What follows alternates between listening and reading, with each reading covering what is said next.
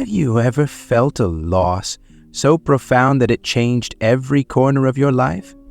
What if, in the depths of that pain, an unimaginable glimmer of hope appeared, a moment that made you question everything you once believed to be true? This is the story of Walter Green, a man who lost everything but found the impossible, a second chance, shrouded in mystery and bound by love. Join us as we walk through the misty streets of Seattle, uncover ancestral secrets, and explore the unbreakable ties between the living and the departed. Let us begin this journey. The streets of Seattle whispered in the cold embrace of autumn, shrouded in a fine mist that blurred the world into soft, melancholy hues. Walter Green shuffled through the gloom, his breath curling in the air like fleeting memories. The gentle patter of rain drummed against his coat, a rhythmic lament for a man whose soul bore the weight of unspoken grief. Walter was a ghost among the living, a man burdened by loss that time refused to heal. His daughter Lily, his light, his joy, had been taken from him a decade earlier. A fire had consumed her and their home in a single night of cruel fate. Her laughter, once a melody that colored his days, was now a phantom haunting his dreams. On this quiet night, as the city hummed with its indifferent life, Walter wandered aimlessly, a man searching for something he no longer believed existed: peace. His footsteps echoed on the cobbled stones, the sound swallowed by the mist. The streetlights cast a weak glow, illuminating wet pavements and darkened alleys. He paused by a diner where families laughed inside, their warmth and togetherness a stark contrast to the icy solitude that wrapped around him. He turned away, shoving his hands deep into his coat pockets, and continued his lonely journey. But then, just as he passed a narrow alleyway, the air shifted. It was faint, almost imperceptible, a laugh. His heart stopped. Not just any laugh, her laugh. Walter froze, his body rigid, the rain forgotten as it streamed down his lined face. He turned slowly, his pulse roaring in his ears. The alley was cloaked in shadows, a place where only stray cats and discarded dreams dared to linger. Yet he was drawn in, his feet moving before his mind could catch up. Each step carried the weight of hope and dread, and intertwined in a cruel dance. "Hello?" he called out, his voice trembling with uncertainty. The sound seemed to shatter the stillness, reverberating off the brick walls. He ventured deeper, the dim light from the street fading behind him. And then he saw her. A small figure sat curled against the wall, her knees pulled to her chest, her frame shivering beneath a tattered coat. The girl's face was obscured by matted hair, but when she raised her head, Walter's breath caught. Her eyes, those bright, piercing eyes, were unmistakable. Her face, though pale and gaunt, mirrored Lily's as though time had rewound itself. "Daddy!" she whispered, her voice fragile and trembling, like a wind chime in a storm. Walter staggered back, his mind spinning. Lolly," he choked, barely able to speak. The ground beneath him felt unstable, as though the world itself was tilting. No. This can't be," he muttered to himself, his hands trembling as he reached out toward her. "Hold on, sweetheart." His voice cracked, desperation overtaking disbelief. The girl, Sarah as he would later learn, collapsed into his arms, her body weak and frail. Her small hands clung to his coat, as though he was her lifeline, her savior. The rain continued its relentless downpour, soaking them both, but Walter hardly noticed. For the first time in years, he felt a flicker of purpose, a spark in the darkness. "Oh, we've got you," he murmured, cradling her like a father would his child. "I've got you, sweetheart." But as he held her, questions stormed through his mind. Who was this girl? How could she look so much like Lily? And why had she called him Daddy? The answers lay somewhere in the shadows, but for now he knew one thing with absolute certainty. He would not let her go. The streets of Seattle bore witness as Walter carried the girl out of the alley, his heart both heavy and alive with a newfound resolve.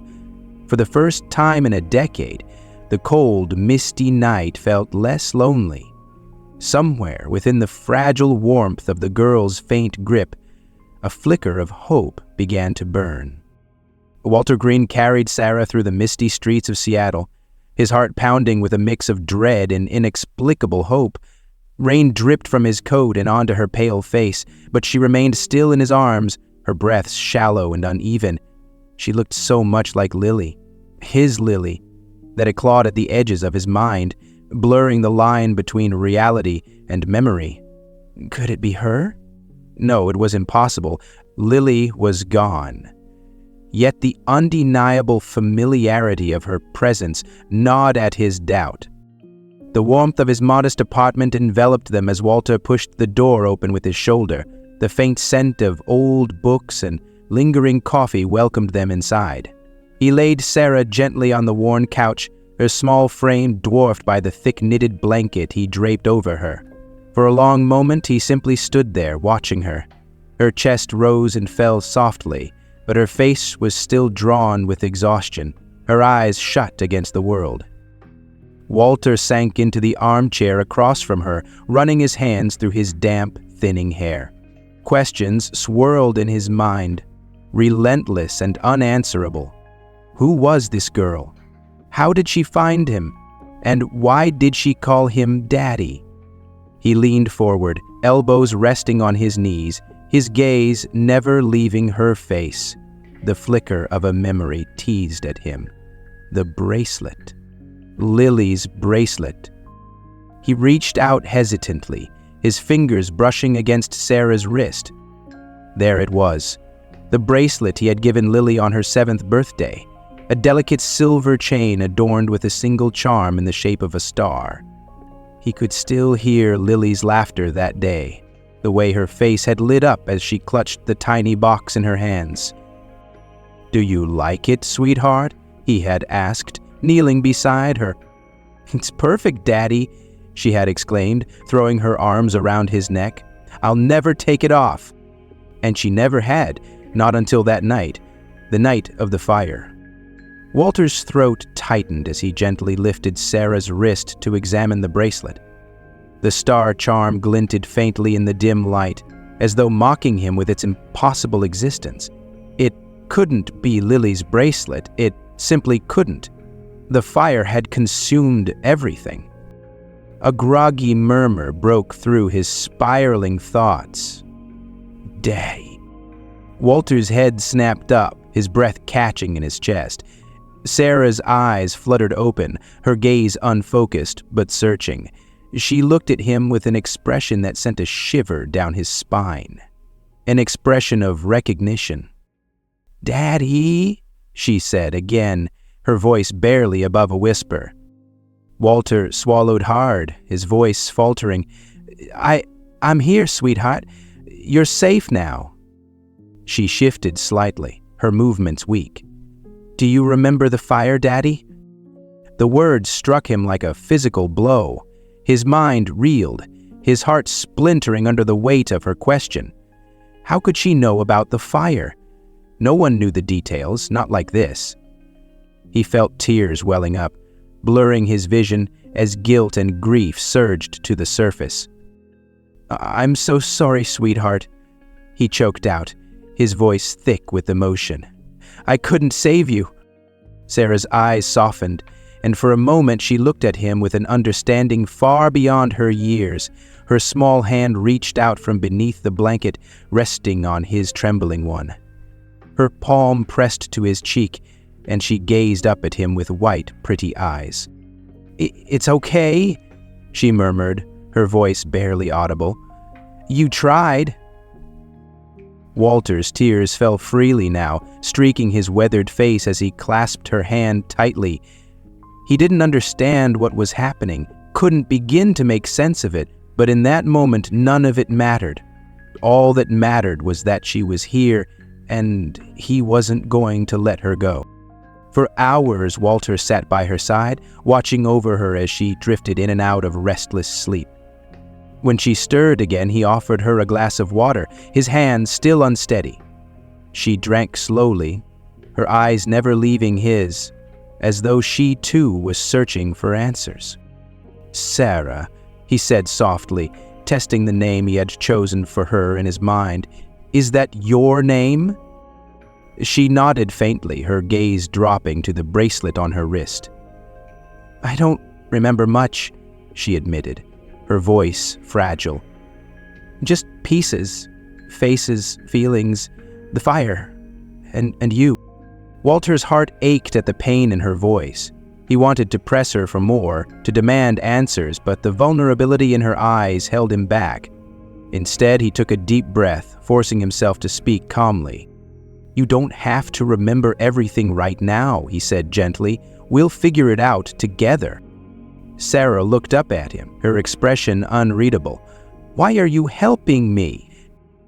The question caught him off guard. For a moment, he struggled to find the right words, his mind torn between logic and instinct. Finally, he settled on the truth. "Because you need someone," he said quietly. "And so do I." A silence fell between them, heavy with unspoken truths and unasked questions. The rain outside had slowed to a soft drizzle, the city settling into the quiet hours of the night. Walter reached for the fireplace, lighting a small flame to chase away the chill that lingered in the air. As the warmth filled the room, Sarah's eyes grew heavy once more. She curled into the blanket, her body relaxing for the first time since he had found her. Walter watched her for a long time, his mind racing even as his heart calmed. He didn't know who Sarah was or why she had come to him, but one thing was certain. She had brought with her a flicker of light in the darkness that had consumed him for so long. And as he sat there, the silver star on her bracelet catching the firelight, he made a silent vow. He would protect her, no matter what, even if it meant confronting the ghosts of his past. The following morning, sunlight barely pierced the gray Seattle clouds, casting Walter Green's modest apartment in a pale, dreary light. He sat at the small kitchen table, his hands trembling as he cradled a mug of coffee. Across from him, Sarah nibbled cautiously on a piece of toast. Her movements were slow, deliberate, as though every action required immense effort.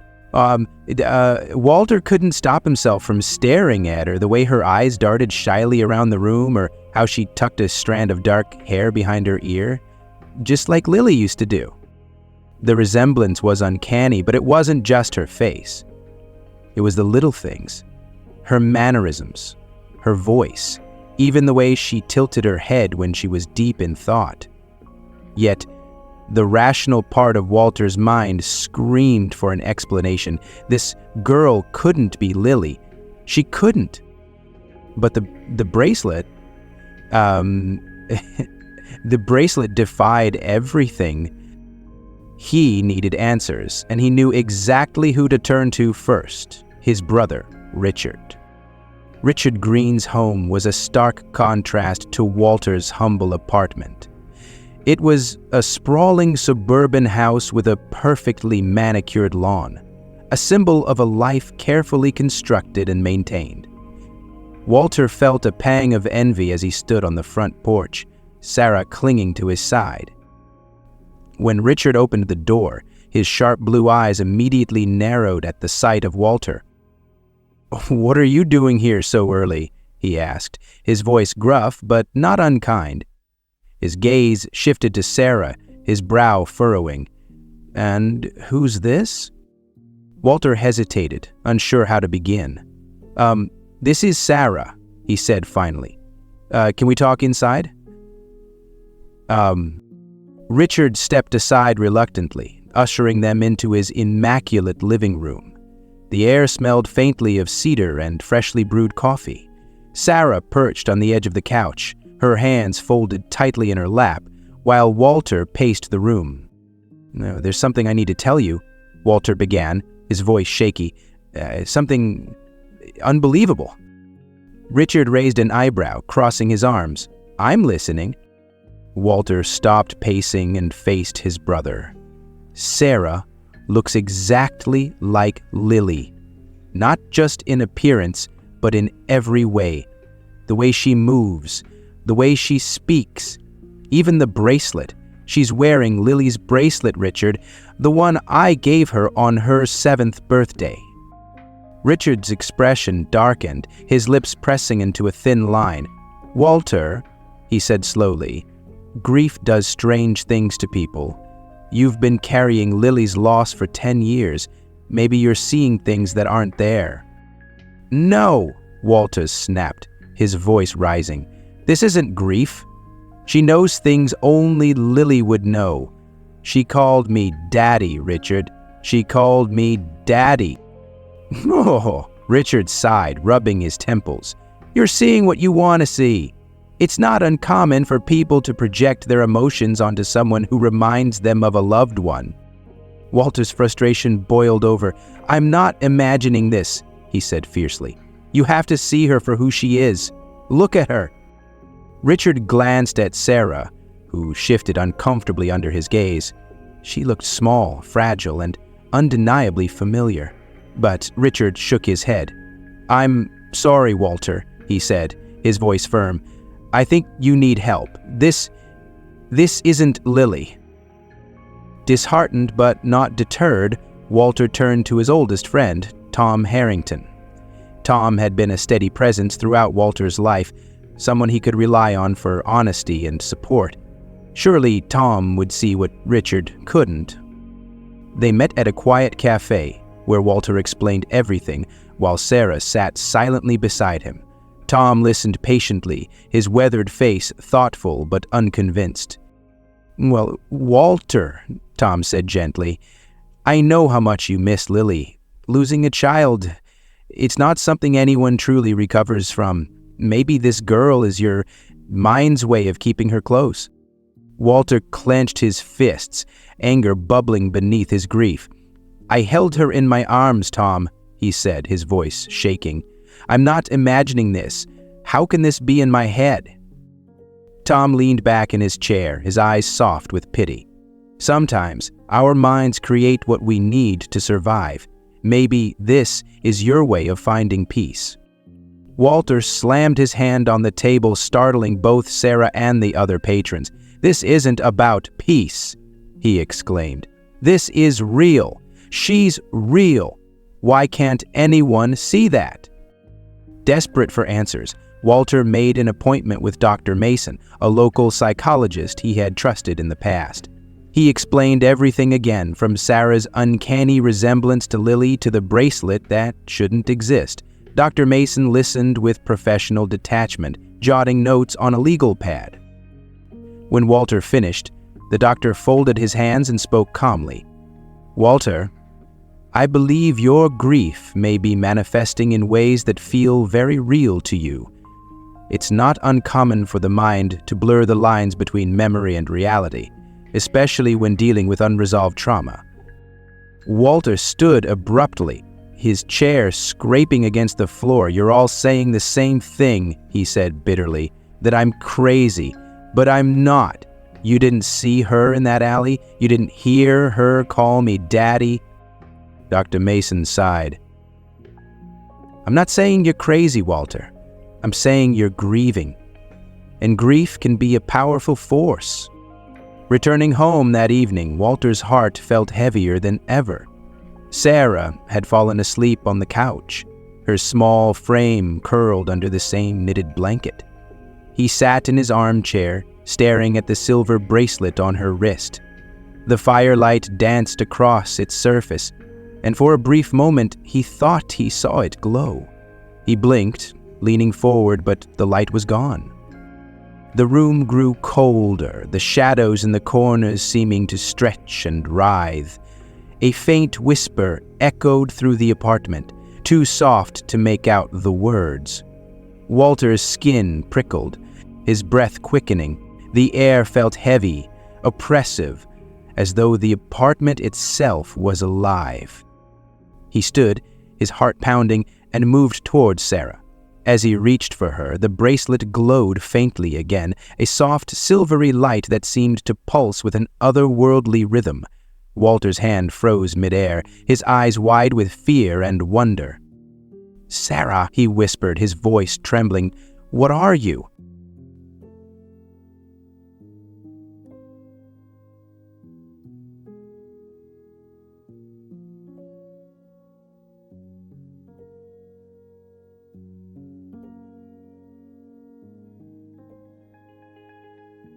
It felt warm in transit from the trembling hands. It felt warm, almost alive, as though it held some secret he couldn't comprehend. In the system of the bracelet, it felt its restrained, to rose and flow, with never a time when fully weighted on its master. The shadows thickened, and the whisper grew louder, filling the room with its trembling hum.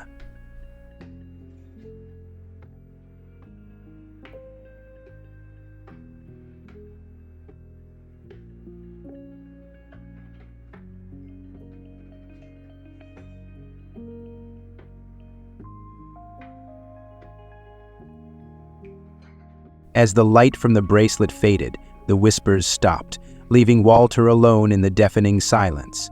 His conviction deepened. This was no figment of his imagination. Something was happening, something beyond his understanding, and he would find the truth no matter what it cost. Walter Green paced the dimly lit library of genealogist Peter Lell, a man known for his eccentric methods and an uncanny ability to uncover the most buried of truths. Books on family histories and ancient legends surrounded them, their spines cracked and their pages yellowed with age. Peter sat at an old oak desk, meticulously leafing through documents while Walter stood nearby, clutching his hat in nervous anticipation. The room smelled of parchment and dust, grounding Walter as he tried to reconcile the inexplicable events of the past few days. Sarah's resemblance to Lily, the bracelet's eerie glow, the whispers in the shadows, none of it made sense, and yet it all felt undeniably real. Peter finally looked up, his sharp eyes meeting Walter's. "Your family has quite the history," he said, his voice tinged with curiosity. "I've uncovered something unusual." Walter leaned forward, his heart pounding. "What is it?" Peter gestured to a faded portrait resting on the desk, depicting a woman with striking eyes that mirrored Sarah's. "This is Clara Green, your great-great-grandmother. She was, let's say, infamous in her time." Walter frowned, studying the image. Clara's gaze seemed to pierce through the centuries, her expression serene, yet enigmatic. "What do you mean, infamous?" Peter folded his hands, leaning back in his chair. Clara was said to have a foot in both worlds. People believed she could communicate with spirits, act as a bridge between the living and the dead. It was whispered that her abilities were both a gift and a curse. Walter shook his head, disbelief and intrigue warring within him. What does this have to do with Sarah? Peter leaned forward, his voice dropping to a near whisper. "I think Sarah's connection to your family runs deeper than just her resemblance to Lily. If what I'm piecing together is correct, she might be tied to Clara's legacy. Some say spirits are drawn to those with Clara's bloodline, especially if there's unfinished business." Walter's breath caught. The room seemed to grow colder, the weight of Peter's words pressing down on him. You're saying Sarah's a spirit?" he asked, his voice barely audible. Peter hesitated. "I'm saying there's more to her presence than meets the eye. If you want answers, you'll need someone who understands these connections on a spiritual level." Later that evening, Walter found himself seated across from Evelyn Kane, a spiritual expert known for her work with families grappling with the unexplainable. Her home was filled with an eclectic mix of artifacts. Dream catchers hung from the ceiling, crystals adorned every surface, and a faint scent of sage lingered in the air. Evelyn was a composed woman, her silver hair tied back in a neat braid, her eyes sharp and observant. Sarah sat quietly beside Walter, her small hands gripping his arm as though seeking reassurance. Evelyn studied her for a long moment, her expression unreadable. "You're the girl who shouldn't be here," Evelyn said at last, her voice calm but firm. She leaned forward, her gaze locking with Sarah's. "Sometimes spirits are called back before their time." Walter's stomach churned at the words, his hand instinctively tightening around Sarah's. "What does that mean?" he asked, his voice laced with desperation. "Is Sarah... Lily?" Evelyn shook her head slowly. "No, she's not Lily. But her presence is tied to Lily's memory, to the pain that still lingers in this house. The spirits are drawn to strong emotions, grief, love, guilt. Sometimes they take on forms that comfort or challenge the living." Sarah's face paled, her eyes wide with fear. If I'm here because of Lily," she whispered, "does that mean I'm not real?" The room fell into a tense silence. Evelyn reached out, placing a gentle hand on Sarah's knee. "Real is a complicated word, child," she said softly. "You feel, you think. You're here, but your connection to this world might not be as straightforward as Walter's or mine." Walter's heart ached at the fear in Sarah's voice. He turned to Evelyn, his eyes pleading. "What am I supposed to do?" he asked. "She's just a little girl. She needs me." Evelyn's gaze softened and she sighed. "Sometimes spirits return to complete something unfinished, to heal a wound, to mend what was broken. Sarah's presence isn't a curse, it's an opportunity, but that doesn't mean it won't come at a cost." The weight of Evelyn's words lingered as Walter and Sarah returned home that night. The apartment felt different, as though the very air carried the weight of something unseen. Shadows stretched unnaturally across the walls, and the faint whispering sounds had returned, growing louder as the night deepened. Walter tucked Sarah into bed, her small frame disappearing beneath the heavy quilt. She clutched the blanket tightly, her eyes darting nervously around the room. "Do you think she's right?" Sarah asked, her voice trembling. "Do you think I'm not supposed to be here?" Walter knelt beside her, his hand brushing a strand of hair from her face. "I don't care what Evelyn or anyone else says," he said firmly. "You're here, Sarah. That's all that matters to me." Tears welled in her eyes, and she nodded, but the fear lingered in her expression. Walter stayed with her until she fell asleep, his heart heavy with uncertainty. Later that night, Walter sat in the living room, staring at the bracelet on the table before him. The silver star charm glinted faintly in the dim light, but as he watched, it began to glow softly, pulsing with an otherworldly light. His breath caught as the whispers grew louder, the words indistinct but urgent. He reached out hesitantly, his fingers brushing the bracelet. The glow intensified, and for a moment he felt a warmth radiating from the charm, as though it was alive. The whispers coalesced into a single word, spoken in a voice that was achingly familiar. "Daddy." Walter's hand jerked back, his heart pounding. The light from the bracelet faded, but the presence lingered, a palpable force that filled the room. He stood, his knees trembling, and turned toward the hallway where Sarah's room lay. The door creaked open slowly, and he saw her standing there, her face pale but determined. "I heard it too," she said softly. "The voice. It's her, isn't it? It's Lily." Walter didn't answer, couldn't find the words. He simply crossed the room and pulled Sarah into his arms, holding her tightly as the weight of the truth settled over them both. If Lily's spirit was reaching out through Sarah, then this was far from over. Whatever connection Sarah had to his family, to his grief, and to the legacy of Clara Green, it was leading them towards something inevitable, and Walter knew he would face it, no matter the cost, to protect the little girl who had brought light back into his shadowed world. The morning came with a reluctant sun, its rays filtering weakly through Seattle's overcast sky. Walter sat in the quiet of his apartment, his thoughts tangled and heavy.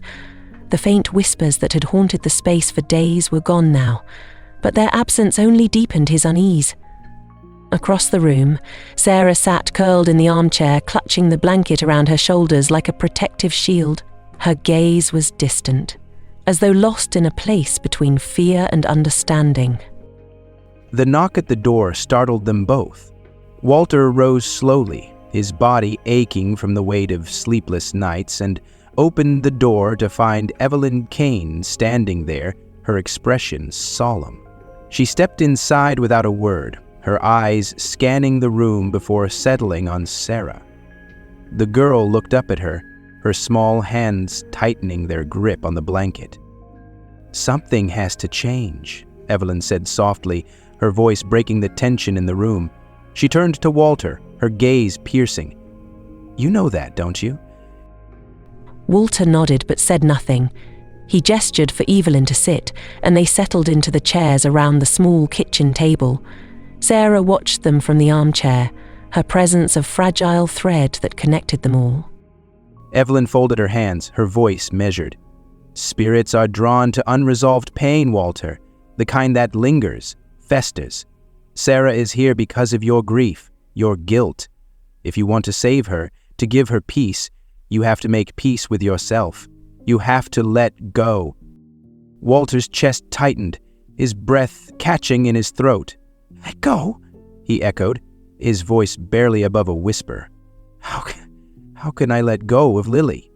She was my daughter, my little girl, and Sarah..." His voice broke and he looked at the young girl who had become the center of his world.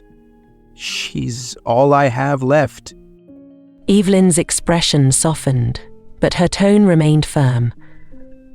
"Holding on doesn't bring them back, Walter. It keeps you stuck in the past, and it keeps Sarah tethered to something she doesn't belong to. If you love her, you'll let her go." Walter shook his head, tears pooling in his eyes. "I can't," he said hoarsely. "I can't lose her again." Sarah stood then, her small frame trembling but resolute. She crossed the room and knelt beside him, her wide eyes brimming with tears. "You have to try, Daddy," she said softly. "For me." Her words struck something deep within him, a place where his love for Lily and his love for Sarah converged. He reached out, brushing a strand of hair from her face, and nodded slowly. "I'll try," he said, his voice thick with emotion. "For you." That evening, Walter found himself standing at Lily's grave, the damp earth beneath his feet grounding him in the enormity of what he was about to do. The cemetery was silent, except for the occasional rustle of leaves in the cool autumn breeze. Sarah stood beside him, clutching the silver bracelet in her hands. Evelyn had guided them here, but she now stood at a respectful distance, giving Walter the space he needed. The grave was marked by a simple stone, engraved with Lily's name and the words "forever in our hearts." Walter's knees felt weak as he stared at it, the memories of that terrible night rushing back to him. The fire, the helplessness, the unbearable loss. He had carried those memories for a decade, each one a weight that had slowly crushed him. Evelyn stepped closer, her voice soft but steady. "This isn't just about letting them go," she said. "It's about freeing yourself, too. Guilt can chain the living as much as it can bind the dead." Walter nodded, his fingers trembling as he took the bracelet from Sarah. The silver star charm glinted faintly in the moonlight, as though it held a life of its own. He knelt before the grave, his voice breaking as he began to speak. "Lily," he said, his tears falling freely, "for so long I've held on to you. I've carried the guilt of that night, of not being able to save you. I thought holding on to that guilt was the only way to keep you close, but I see now that I was wrong." He glanced at Sarah, who watched him with a mixture of sadness and hope. Turning back to the grave, he continued, his voice stronger now. "Sarah, you've been my light in the darkest times, my second chance at loving someone. But I understand now that keeping you here, tied to my pain, isn't fair to you. It's not fair to Lily either." Walter placed the bracelet gently on the grave, his hands lingering for a moment as though reluctant to let go. "Lily, Sarah," he said, his voice trembling, "I release you, not because I don't love you, but because I do. It's time for you to find peace, and it's time for me to try to live again." As he stepped back, the air around the grave seemed to shift. A soft glow emanated from the bracelet, spreading outward until the entire grave was bathed in a warm, ethereal light. Walter's breath caught as two figures emerged from the light. Lily and Sarah, their forms radiant and serene. Lily's face was just as he remembered, her bright eyes filled with love and forgiveness. Sarah stood beside her, looking at Walter with a tenderness that broke his heart. Neither of them spoke, but their expression said everything he needed to hear: gratitude, peace, and an unbreakable bond of love. Walter fell to his knees, tears streaming down his face as he watched them. "I love you," he whispered, his voice cracking. "I'll always love you." The figures began to fade, their light rising toward the stars. Walter reached out instinctively, but then he stopped himself, his hand falling to his side. He watched as they disappeared into the night, their presence lingering like a soft breeze before vanishing completely. The cemetery grew quiet again, the world settling into its natural rhythm. Walter sat beside Lily's grave, his heart aching, but lighter than it had been in years. Sarah knelt beside him, her small hand slipping into his. "Are you okay, Daddy?" she asked softly. Walter nodded, his tears drying as a faint smile crossed his lips. "I think I will be," he said. "For the first time in a long time, I think I will be." As they left the cemetery, the stars above seemed to shine a little brighter, their light guiding them home. Walter felt the weight of his grief lifting, replaced by the quiet strength of acceptance. Lily and Sarah were gone, but their love remained, woven into the very fabric of his being. And in that love, Walter found the courage to begin again. The days that followed the ethereal farewell at Lily's grave were quiet, but not in the haunting way they had been for so many years. The silence was different now. Calm, almost comforting, as though the very air around Walter Green had shifted. The apartment no longer felt burdened by shadows or whispers. Instead, it felt warm. A sanctuary filled with the echoes of love rather than the weight of grief. One crisp autumn morning, as Walter sorted through a box of old keepsakes, a weathered envelope slipped free and landed softly on the floor. His breath hitched as he recognized the familiar handwriting on the front, "To Walter, when you need me the most." It was Emma's handwriting. His hands trembled as he opened the envelope, his heart pounding with a mix of anticipation and sorrow. Inside was a letter, the paper delicate and aged, as though it had been waiting for him all these years. He unfolded it carefully, his eyes scanning the words that seemed to reach out to him from another lifetime. "Dear Walter, if you're reading this, then I know you've faced something you never thought you could. You've always been strong, Walter. Stronger than you realize. but I also know how much you've carried since we lost Lily. I saw it in your eyes every day, even when you tried to hide it from me. There's something I need you to know. Our family has always been protected, Walter, in ways that are hard to explain. Sarah, yes, that's Sarah, has been a guardian to our family for generations. She's not just a spirit, she's part of us. She watches over those she loves, helps us through our darkest times. She's as much a part of our family as Lily was, as I was. Love her, Walter. Honor her. She may no longer be with you, but her presence will never truly leave.